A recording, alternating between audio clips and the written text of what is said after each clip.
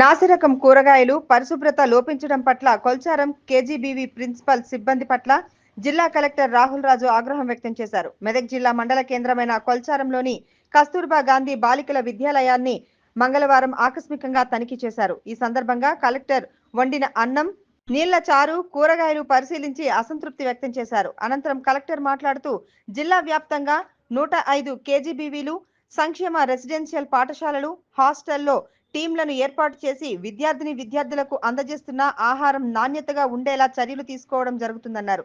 అలాగే పరిశుభ్రతపై సిబ్బంది దృష్టి సారించాలని సూచించారు. ఈ సందర్భంగా డిఈఓ రాధాకిషన్ మాట్లాడుతూ విద్యార్థులు శాస్త్రీయ దృక్పథాన్ని అలవర్చుకునేలా బోధన సాగించాలని తెలిపారు.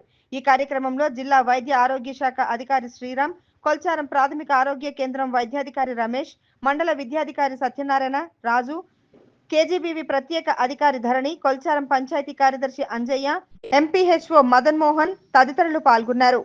అన్ని 8th, 9th, 10th class period table ఖచ్చితంగా పెట్టండి.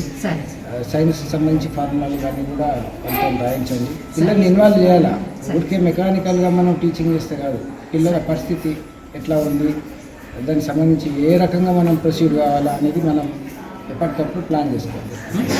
టోటల్గా మన జిల్లాలో ఉన్న రెసిడెన్షియల్ మోడ్లో ఉన్న స్కూల్స్, కాలేజెస్, హాస్టల్స్ సుమారుగా 105 ఉన్నాయి మనకి. టోటల్ రెసిడెన్షియల్ మోడ్ అంటే కేజీబీవీస్ కానివ్వండి, బీసీ వెల్ఫేర్ హాస్టల్స్, స్కూల్స్ కానివ్వండి, అదేవిధంగా సోషల్ వెల్ఫేర్ కానివ్వండి, మైనార్టీ వెల్ఫేర్ కానివ్వండి, ట్రైబల్ వెల్ఫేర్ కానివ్వండి.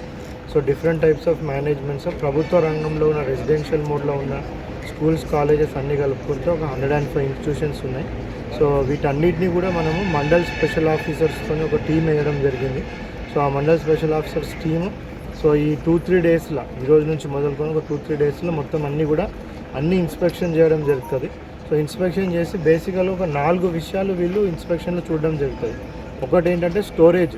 స్టోర్ రూమ్స్ అన్నీ ఎట్లా మెయింటైన్ చేస్తున్నారు, పాత స్టాక్, కొత్త స్టాక్ ఎట్లా మెయింటైన్ చేస్తున్నారు, బియ్యం ఏ క్వాలిటీ బియ్యం వస్తుంది, వెజిటేబుల్స్ ఏ క్వాలిటీ వెజిటేబుల్స్ వస్తున్నాయి, ఎగ్స్ ఏ క్వాలిటీ వస్తున్నాయి. ఇవన్నీ చెక్ చేస్తారు. అదేవిధంగా వాళ్ళకి కుకింగ్ మెటీరియల్స్, కంటైనర్స్ కానివ్వండి, యుటెన్సిల్స్ అవన్నీ ప్రాపర్గా ఉన్నాయా లేవా అవన్నీ చెక్ చేస్తారు. కుకింగ్ స్టాఫ్ ప్రాపర్గా అన్నీ వాషింగ్ చేస్తున్నారా లేదా, హైజీన్ మెయింటైన్ చేస్తున్నారా లేదా అవన్నీ చెక్ చేస్తారు. అదేవిధంగా సర్వింగ్ చేసేటప్పుడు కూడా ప్రాపర్ గ్లౌజెస్ అవి వేసుకొని, మాస్క్ వేసుకొని సర్వ్ చేస్తున్నారు లేదా అవన్నీ కూడా చెక్ చేస్తారు. ఈ 3 ఇంపార్టెంట్ ఎలిమెంట్సే కాకుండా ఓవరాల్గా హైజీన్ ఎట్లా ఉన్నది అక్కడంతా కూడా మొత్తము అవన్నీ కూడా వాళ్ళు చెక్ చేయడం జరుగుతుంది. ఇవన్నీ చెక్ చేసి కూడా మనం ఒక ప్రొఫార్మా ఇచ్చినాం.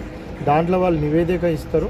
నివేదిక ఇచ్చి అక్కడ ఏమైనా గ్యాప్స్ ఉంటే అవన్నీ కూడా రెక్టిఫై చేపిస్తాం. ఇంకా వాళ్ళకి ఏమైనా అవసరం ఉంది, రిక్వైర్మెంట్ ఉన్నట్టు కూడా ఆ రిపోర్ట్ బట్టేసి కూడా అవన్నీ కూడా మేము స్టెప్స్ తీసుకోవడం జరుగుతుంది. ఇవే కాకుండా మన అంగన్వాడీ సెంటర్స్ వల్ల మనం ఏదైతే ఫుడ్ ప్రొవైడ్ చేస్తున్నామో అవి, మళ్ళీ స్కూల్స్ అన్నింటిలో కూడా మిడ్ డే మీల్స్ ప్రొవైడ్ చేస్తున్నాం. ఇవి కొన్ని టెరిషరీకి కొన్ని మన హాస్పిటల్స్, ఏరియా హాస్పిటల్స్ కానివ్వండి, సిహెచ్సిస్ కానివ్వండి, అక్కడ కూడా మనము పేషెంట్స్కి ఫుడ్ ప్రొవైడ్ చేస్తాం. అక్కడ కూడా ఎక్కడెక్కడైతే గవర్నమెంట్ ఇన్స్టిట్యూషన్ ఫుడ్ ప్రొవైడ్ చేస్తారో అక్కడంతా కూడా ఫుడ్ సేఫ్టీ స్టాండర్డ్స్ మెయింటైన్ చేసే విధంగా డిస్ట్రిక్ట్ లెవెల్లో food safety and monitoring committee అనేసి ఒకటి అడిషనల్ కలెక్టర్ నేతృత్వంలో ఒకటి ఏర్పాటు చేయడం జరిగింది. డివిజనల్ లెవెల్లో ఆర్డీఓస్, డిప్యూటీ డిఎంహెచ్ఓస్, అక్కడ ఉన్న సివిల్ సప్లైస్ ఆఫీసర్స్ వాళ్ళతో కలిపి డివిజనల్ లెవెల్ కమిటీస్, మండల్ లెవెల్లో మండల్ స్పెషల్ ఆఫీసర్స్, ఎంపీడీఓస్, ఎంఈఓస్తో కూడా కమిటీస్ వేయడం జరిగింది. District level, division level, mandal level teams కూడా ఇవన్నీ కూడా అన్నీ పరిశీలించి ఏమైనా గ్యాప్స్ ఉంటే రెక్టిఫై చేయడం, ఇంకేమైనా ప్రొవిజన్స్ కావాలంటే ప్రభుత్వానికి నివేదిక చెల్లించడం, ఫుడ్ సేఫ్టీ స్టాండర్డ్స్ అన్నింటిలో కూడా ఇంప్లిమెంట్ అయ్యే విధంగా ఇన్స్టిట్యూట్ చేసుకోవడానికి కమిటీస్ వేయడం జరిగింది.